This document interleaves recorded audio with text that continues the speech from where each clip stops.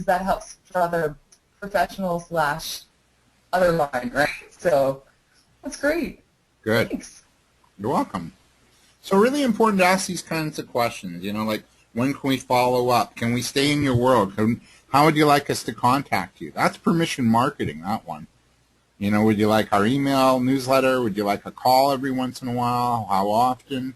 So you want to get see, the goal is like, yeah, we want to all get the sale, but to me, I think more importantly is we want to keep these prospects or these possible customers sort of in our world, right? If they're remotely interested in us and we feel there's a good vibe and we want to work with them, then we want to kind of keep them in our world until such time that they're ready to buy. Does that make sense? Like I often find, like, you know, with car salespeople, like not everybody's looking for a car at a certain time, but stay in their world until such time that they're ready to buy, and then they'll think of you. You know, that's why you see, like Emily, real estate agents. I have a real estate agent that is a colleague of mine, and she sends a mailing out every month. She's totally in my world. Oh, there she is again, another mailing, right? And she's not just promoting, you know, buy my stuff, use me as a real estate agent, but she's also educating me and sending me valuable information about, you know, buying a home. Really important. So I really encourage you as part of the homework, because I don't know if we'll have time to do it on today's call, and that is take time to come up with questions you'd like to ask your clients. And then if you want, you can email me some of those. Because getting really clear on your clients is really going to help you really understand where they're at and how you're going to serve them.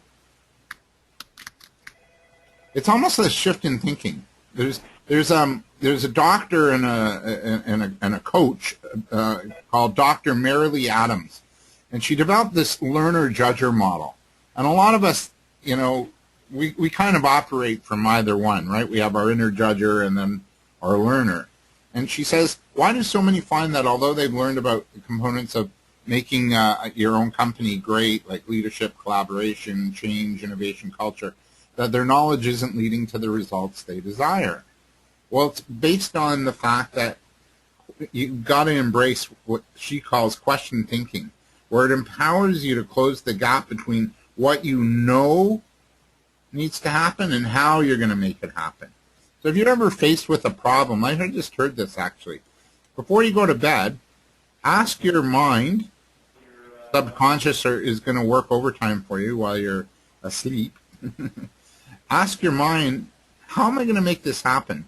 So if you have a challenge or a problem, how am I going to make it happen? Sleep on it, and then see what comes up the next day and write it down. So really important. You got to watch, you know, your thinking. Have question thinking. So this is it's called the Judger Learner Model, and here it is. Here's a little bit more on it. Hopefully I don't blank out here. Oh, I can't open it.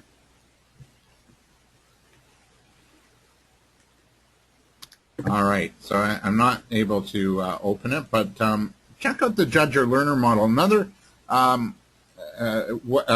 tool I like is the McKay, and that can't open it either. Okay, another model I like is the McKay 66, and I'll send you this link. Actually, I'll send you these links just for you to review. The McKay 66, he's an author and speaker. He's out of the U.S., and he's developed this tool where he asks each client 66 questions over time, like anything from where you're born to what sports you like, to what are your hobbies, to your birthday, to your anniversary, what's your spouse's name, or your partner's name, or your kids' names, to what school you went to. Why do you think he wants to know that much about his clients?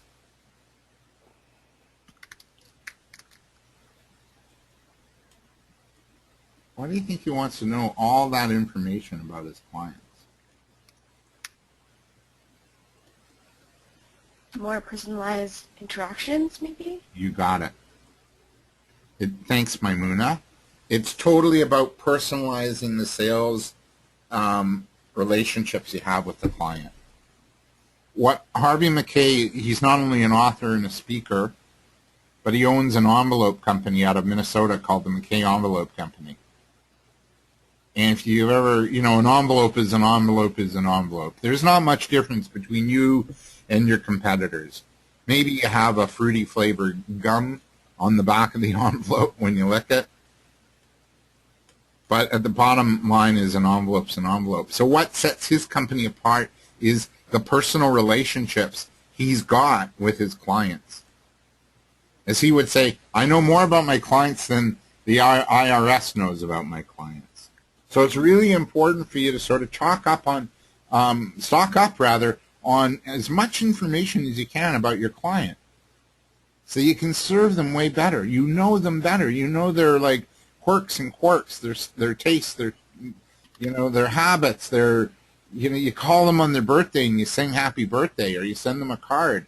It's those little touches, those little things that you're going to do that's going to set you apart from your competitor. Because I guarantee people are not taking the time to do this. There's a video of him speaking at a telecom conference, and he's talking to these telecom professionals, and he shares a story about the Mackay 66, and I will email you the Mackay 66. He had a prospective client that was a huge consumer of envelopes, and he knew by asking questions of the client, like, what are your hobbies and what do you do on the side, that he was the hockey coach for his son's Little League hockey team. And the son was the goalie. And he heard word upon visiting this client's office that the client was in the hospital with his son because his son had just gotten hit by a car while on his bike. Wasn't seriously hurt, but hurt enough that he ended up in hospital. So what Harvey Mackay did was, as he tells the story, he went and got a goalie stick and had the Minnesota North Stars at the time autographed the goalie stick, and then he sent it to Abbott Northwestern Hospital in Minnesota. What happened then was the client was so touched by this, and the son elated, that he agreed to meet him, and then he got a little order, and then another order, and then another order, and they started to form the relationship until such time that they became, like $1 million account, one of their top accounts. So it's pretty cool story, I think. That's pretty cool, to say the least. So asking questions, really important. Gets the customer to talk, shows that you're concerned about someone. You got information where you can tailor make a solution for the client. And again, it allows that learner mindset to flow. There's an openness. There's an openness towards solutions thinking. Any questions on the importance of asking questions?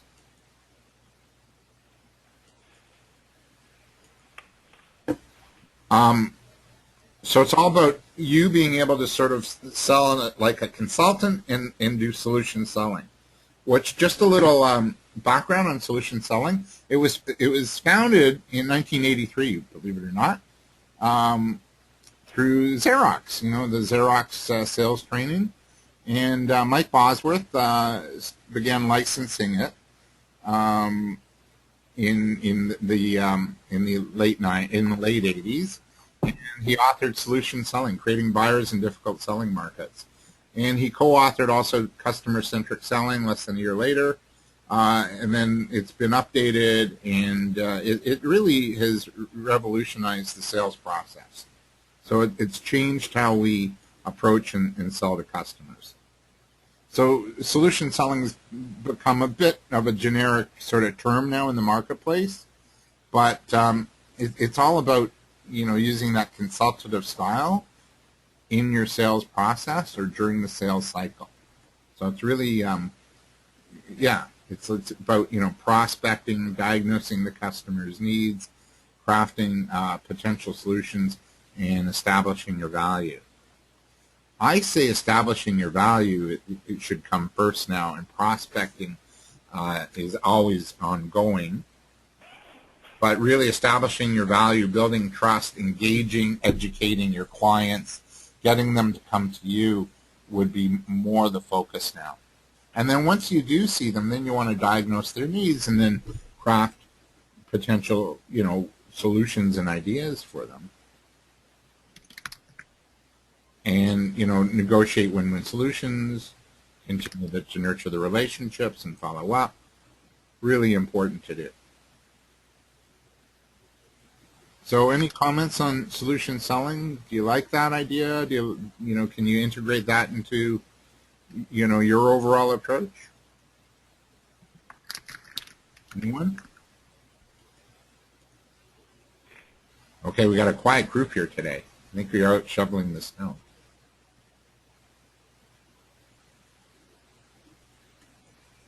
All right, let's move forward. This is part 2 of today. So we've talked about step 3 in the 6-step sales process. So we've talked about research, knowing yourself, knowing your client. We've talked about prospecting, and even avoiding prospecting, warming up the sales calls by speaking or writing or getting media or engaging the audience in your social media or by direct mail. So we've talked about ways to warm up the sales call so we don't have to cold call or prospect. But we've talked about prospecting. We talked then about the discovery process, your ability to ask really good questions, finding solutions, really getting to know the customer so well that you can, they're going to come to you. And they're going to be loyal to you because you have that relationship. That relationship comes before anything else, comes before any other transaction. So you have that solid relationship. And that's what the discovery session does. That's what getting to sit down and talk to your client, that's what it does. It solidifies the relationship. It identifies what their needs are, but then it also helps you to sort of really hone in on ideas and solutions that are going to help the client. It's going to also show you, do I even want to do business with this client? Are they a good client? Is that a good lead? So I always like to sort of get to know that person and see where the possibilities are. And some people, you'll call, some clients, you'll get that appointment, and it just doesn't work. Stay in touch, though. Don't give up. Stay in touch, and you'll get a feeling after about 6 months or a year of marketing to them whether or not they're worth a huge commitment in terms of time and energy. You might have to kind of take the foot off the gas pedal with them and devote a little less time and energy and focus on the core clients you have. It's that old 80-20 rule. 80% of your business comes from 20% of your clients. So we're going to work on part 2 today, and that's now what, right? We know our client. We've gone in. We visited with them. We did our discovery session. We asked all kinds of questions. Where does it hurt? Now we got to work. We got to present and work the system, and that's what we're going to close off with. So when you're making a presentation, a couple of things to keep in mind. Your job as you present is to keep the audience engaged and be passionate. Don't be afraid to show a little emotion. Don't be afraid to be a little funny or controversial. Don't be, be focused. Be mindful of your time and your client's time. You don't want to run on and say too much. I really like to, just go in. Here's what we talked about. Here's what we're going to do. Here's our solution. What do you think? So you get a little bit of buy-in. Great, you like it. Here's the cost, and here's how we see it, developing from here. Here's what we're going to do. Here's our, here's our commitment to you and our terms and condition or just our agreement, what we're going to do. So make sure when you're making your presentations that you reinforce the benefits of your offering. Remember we talked about benefits? Anybody remember the 4 types of benefits there are? Product benefit, service, relationship, and brand benefits, right? So make sure you reinforce the benefits when you present. If you're going to use a PowerPoint, keep it short and use less slides. Make sure that your benefits are tailored. You got examples. Oh yeah, we helped this company and this is what we did. Especially like Miguel in the IT field, people want to know, hey, have you done this before? And don't mention, yeah, we did it for your #1 competitor, but give them another example of how you've helped somebody. Make it real. Talk about case studies. And here's what we're going to do for you. Here's what you're going to get. You always have to have the client in mind and what they're going to get from working with you. Make sure when you do present, keep it simple. Make sure it's coordinated. And you provide new ideas and solutions and a bit of a new perspective that the client wasn't really counting on. And again, don't be afraid to be a little bit funny or controversial. Why do you want to be funny?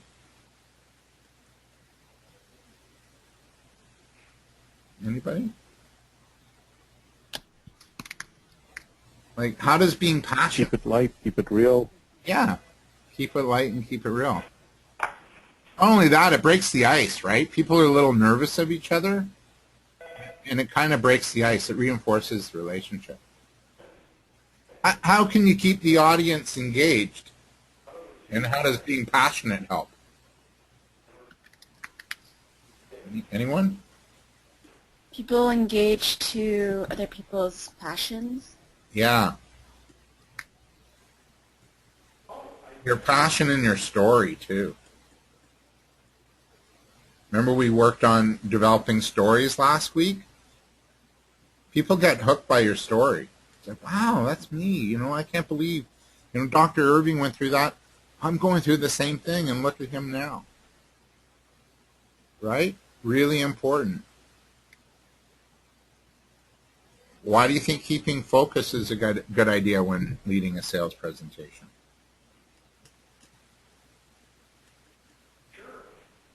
To me, it's really about managing the time. You don't want to waste your customers' time. Right? And reinforcing the benefits, again, it just shows that you've got your customer in mind. It's not about you. It's not about the money you're going to make or the commission check you're going to get. It's really about, hey, customer, this is what you're going to get. This is what we're going to do for you. And then keep your presentation simple, right? A little humor, a little controversy, it goes a long way too. It gets people thinking, right? Again, it breaks the ice, gets them thinking. Wow, I didn't know that. Tell me more. They're going to want more, right? So really, really important. So you also, in your presentation, want to create a bit of a sense of urgency that, buy now. Don't waste time, right?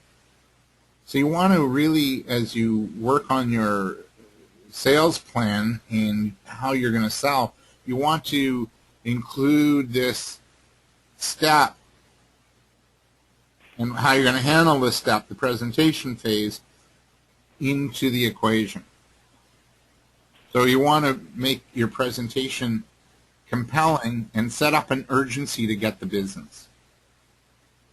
So that's where you really focus on the pain they're in now and what's the cost of not taking an action, right? You have to re-emphasize your value proposition in your presentation. You want to make sure that you've aligned your client's needs into the presentation so they're going to commit to moving forward. And that'll actually get the client to close the deal a lot more easier rather than you having to push, cajole, convince the client into closing the deal. Any questions on presentations before we move on? Basically, you've got to leverage. Sorry, was somebody? No. Okay. So you want to leverage the urgency in your client to make change, to get out of the pain they're in now, and move to that desired state that they want to get to, and that you're going to help them get to. So you really got to, you got to include that as part of the process. And again, you do that by reinforcing the value of your offering and reinforcing where they're at and what they're going to get when they work with you. I really need you to come forward and unmute yourself if you can, or write down your answers. These are some selling scenarios that you might actually encounter, and it's always good to sort of play them out ahead of time in your mind so that when they do come up, you can go, oh yeah, this is what I got to do. So I want to have an open discussion here on this. Could happen. There's no external pressure or compelling event that's driving your client to make a change. How would you handle that when you're selling and talking and engaging with the client? There's no external pressure or compelling event driving the customer to make a change.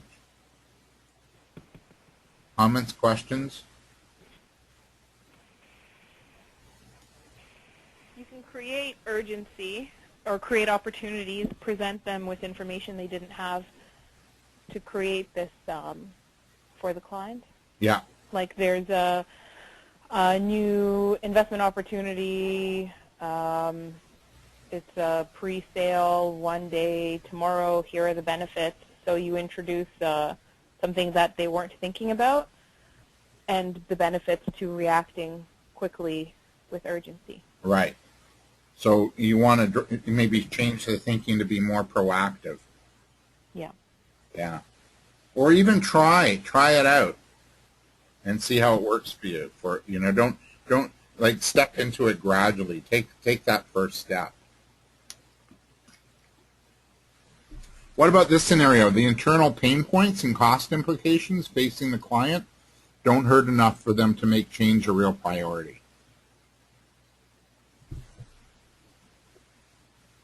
But that would be the customer's perception, which can be changed by providing them more information. Like, for example, here's what we've done for other companies similar to yours and how they benefited.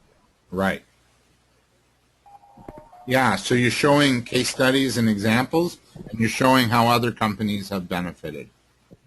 So that's a great way to sort of overcome that selling situation. There's a few more here. How can you put a little more pressure on your clients to make that change? Again, what would you say? What would you include maybe in your marketing material or a sales letter or your presentation? What questions would you ask to remind the clients of the pain they're in with the way things are now and why working with you would benefit them?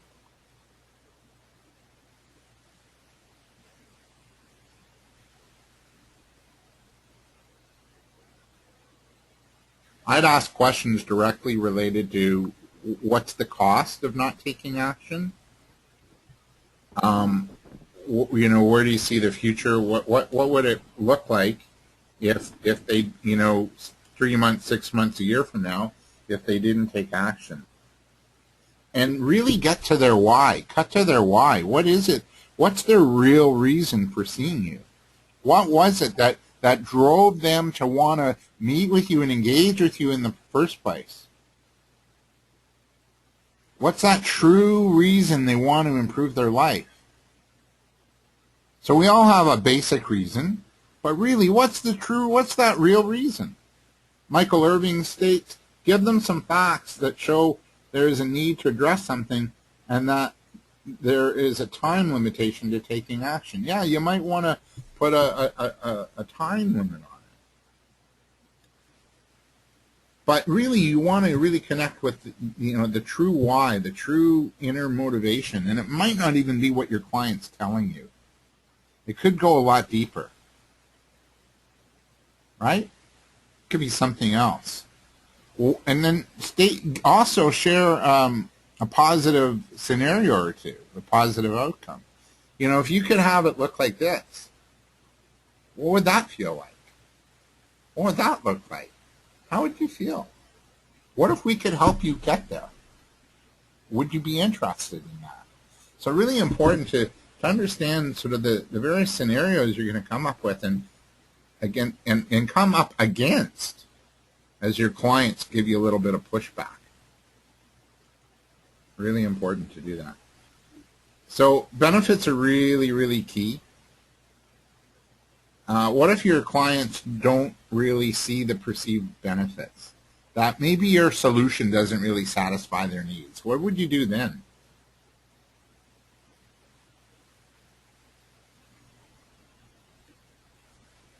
Anyone? You want to ask them what is it that they're needing that's not in the solution that you're providing. You want to find out more of what their needs are. If you haven't hit the mark, then you've got to ask them how. Yeah. I couldn't have said it better myself. That's Matthew, right? Nope. Oh, okay. Who volunteered that one? That's Michael. Oh, Michael. Okay, thanks, man. Beautiful. Michael. Yeah. Dr. Michael. Yeah. What about this one? What are some benefits that might get the client to respond? What would you do if your solution and ideas didn't meet your client's desires? How would you handle that? What if you say, man, I got the perfect idea and solution. I'm going to go in there and I'm all excited and it doesn't land. What do you do then? Ask questions. Ask questions. What do you want? What are you really looking for? What's really important? Where did we fall short? How can we improve? Yeah, get your client to give you input and feedback. I remember writing a commercial for a client, and oh man, I thought the creative was freaking phenomenal. I can email it all to you, actually. I still have the ad I wrote. The company was houseandhomeorganizers.com. So what they were professional organizers. So I was thinking house and home. Who's on first? Remember that Abbott and Costello routine? Who's on first? So I wrote an ad as a play on that. My office is a mess. Who do I call? Not who, how, right? And I thought the ad was brilliant. They didn't like it. So one of the challenges is, entrepreneurs, one of the challenges as a copywriter is don't fall in love with your client. Don't fall in love with your stuff. Don't fall in love with your creative. So you really have to kind of let go and say, okay, great. Back to the drawing board here, right? Yeah. Some others. At what point do you just make the call that the client, it's not a good fit? You're wasting too much energy, too much time. You're spending too much energy and too much time than you should be, and your focus could be better. You could be getting more bang for your buck with another client or clients. That's a great question. Let's throw that out to everybody. Where do you, at what point do you kind of give up? Because they say it takes, 9 to 11 contacts to close a deal.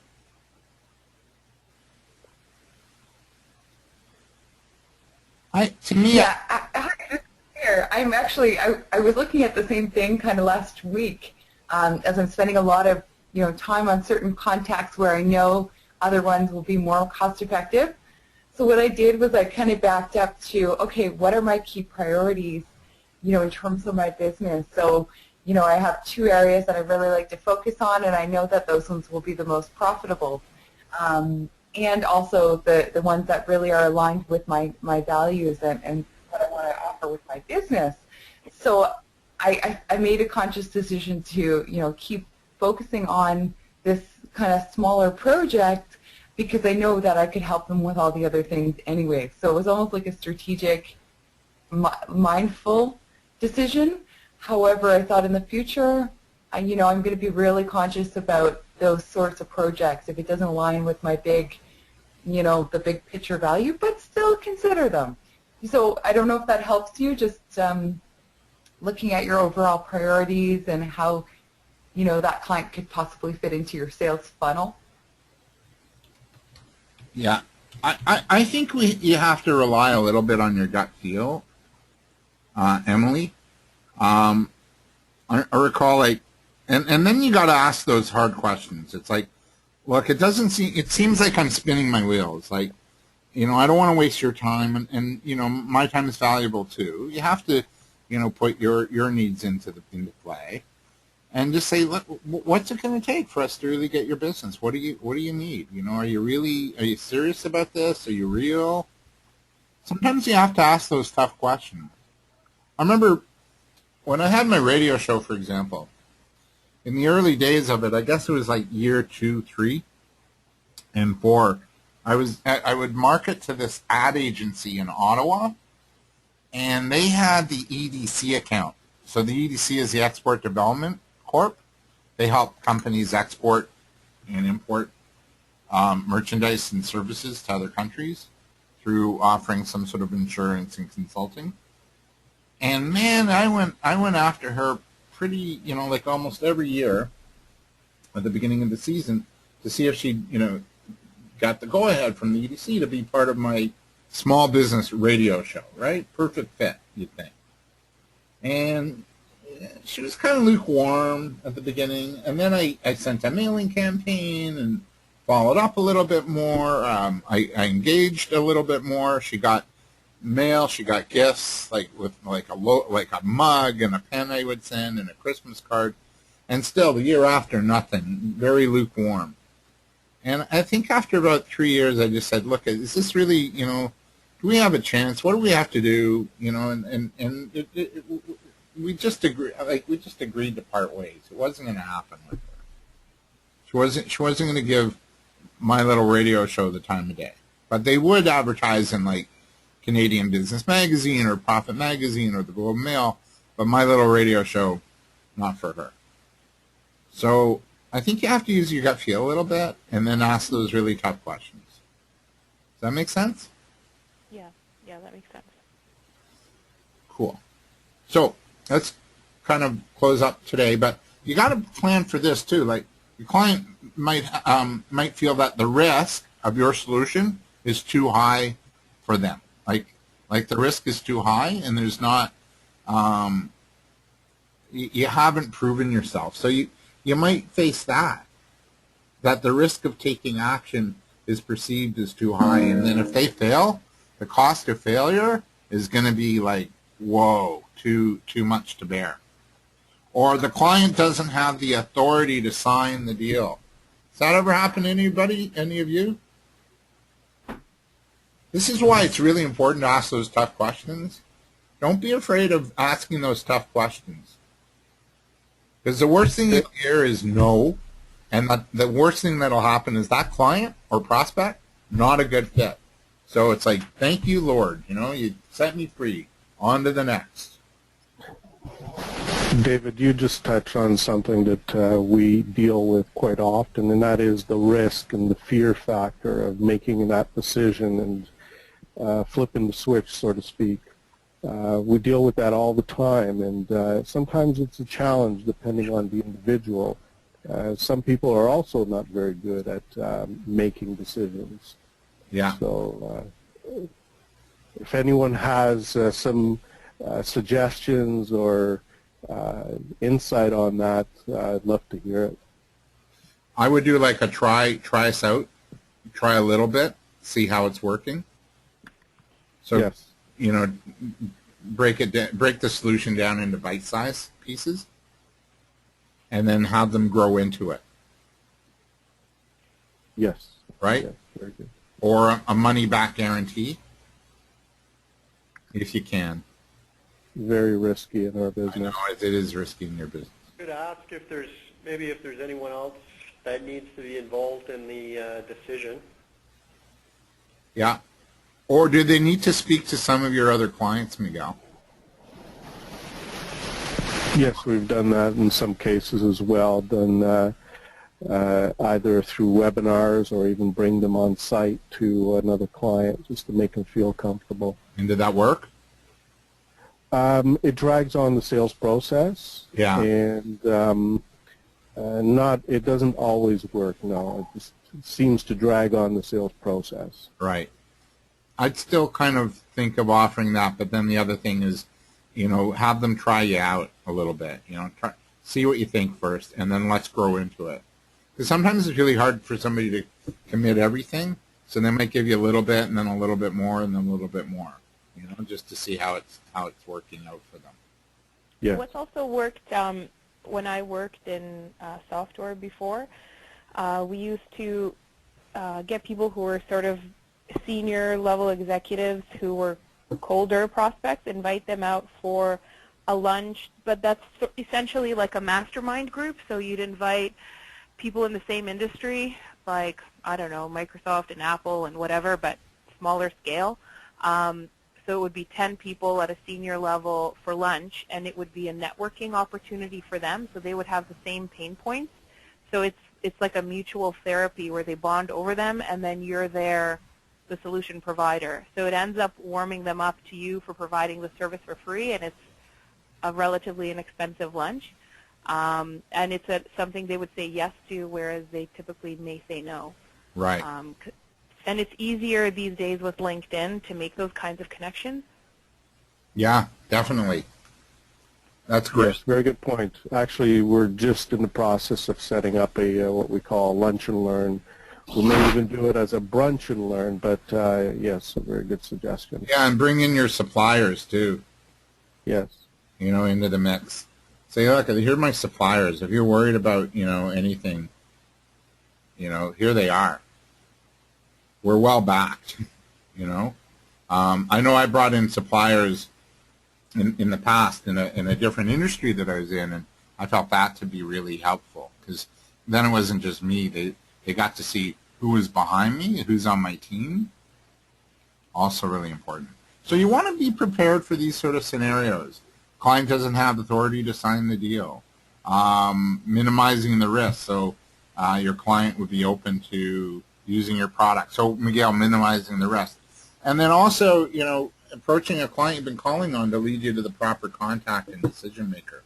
That you're not talking to that decision maker. That's really frustrating. You've been talking to the gatekeeper, and that gatekeeper can't make a decision if their life depended on it. That's just their personality style. So you really want to get them to, in to say, hey, who's that proper decision maker?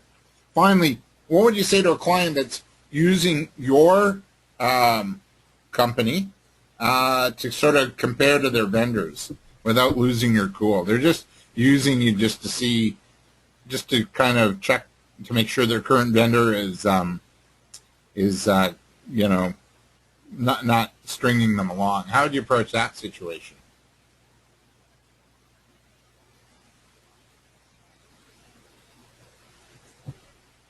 I always ask for a quote, to see the quotes, and also, again, asking questions. Where do we, just being direct with the client. Are you comparing us to who you're currently working? Because if you are, then I'll tell you what, if you're looking for a better price, then let me see your best price, and let me see if I can match it. If I can match it or beat it, then I'd love to do business with you. But if you're playing me off against who you're currently working with, I don't think we're a fit. Right? Because you could become the current vendor. Imagine your client, is stringing you along and comparing, you to their other prospective vendors. I don't know. Not sure I want to really work with a client like that. And lastly, you got to get prepared. How do you take a buyer to take an action? And get agreement. What are the steps you're going to do? What steps will you employ to get them to take an action now or get that agreement so they'll be able to make that buy and sign off on the deal? you want to be prepared for that as well. That ends this week. Do we have any questions? Any other comments? Anybody? They're all quiet. I think we're... Has everyone had their coaching sessions with you, David? Some have. Matthew and I've got Thomas tomorrow, Miguel tomorrow as well. And Andrea, we had a good one. Andrea, we had a nice... David, it's Evelyn here. And Andrea, we had a nice session on Friday, so don't forget to book your coaching sessions. I gave you my current schedule. I'm going to offer my coaching until the end of March, so if you're not ready yet, don't worry about it. We got till the end of March. We got 2 whole months. Is that fair for everybody? Yep. David, it's Evelyn here. Hey, Evelyn. The information, the information you're sharing is great. It's and I'm quiet only because I'm just trying to take it all in, and I'm not really running a business now, so I'm just kind of learning and just taking it all in. Okay. I'm not so sure what to say. I think that's more what it is for me. Okay. But I'm listening, taking it all in, All right. writing notes. You're great, and you and I are now friends on Facebook too. So, we're connected in other ways, playing Scrabble. So thank you for that. There you go. But I'm losing. I know. Well, there's next game. Yeah. Yeah. So today was really about the two steps in the sales process, or the Joy of Six, which is, your ability to, ask good questions. And we've seen in these scenarios how important it is to ask those tough questions. Because I'll tell you, if your client's not really on board with you, I don't know if you really want that kind of person as a client. That's the magic, I think, of being self-employed. We can decide who we want to work with. So sometimes you have to ask those tough questions, and sometimes you have to let those prospects or clients go that aren't really serving you. Because we know, I think everyone here in our heart of hearts, we have an idea, a business that really helps people, and we have proof that it does. So there's definitely a clear benefit to our service. And if someone's not appreciative, I don't know. To me, it's like, you got to get them to realize that, what, you're worth working with. You're going to do what it takes. You're going to be there. You're going to walk with them. You're going to help them get from point A to point B and where they're going, and you're going to be there to guide them. And I think if we come from that place, from our true heart, from our true, beingness, that we're here to serve and here to help someone else, and we're going to do our very best, then we deserve the very best from our clients too. So, maybe you got to look for that moving forward in clients.